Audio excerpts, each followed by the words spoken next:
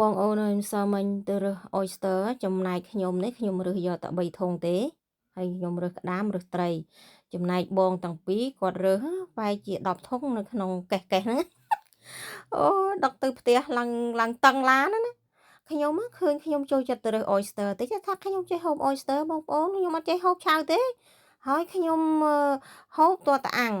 ហើយពេលខ្ញុំទៅរើសម្ដងមកដល់ផ្ទះចឹងប្រកាសក្នុង Facebook អូយឲ្យគេមកយក Oyster តែឥឡូវឈប់ហើយបងប្អូន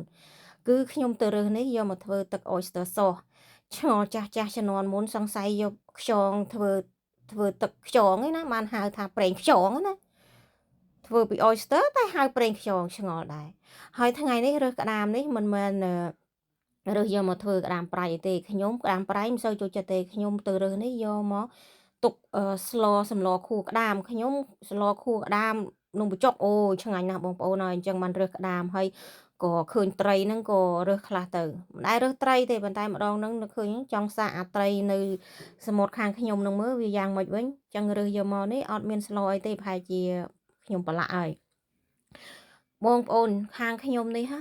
ចង់រើសប្រមាណលានក៏បានដែរគេអត់មានហាមឃាត់យើងអត់ឲ្យរើសទេគាត់ថារើស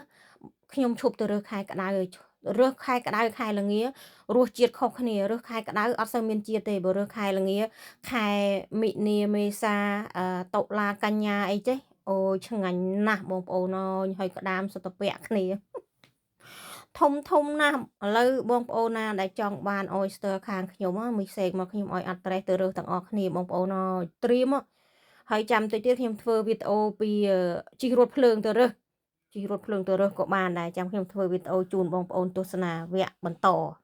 ថ្ងៃនេះម៉ៃសុវណ្ណសូមជម្រាបលាជូនពរបងប្អូនទាំងអស់គ្នាសុខភាពល្អ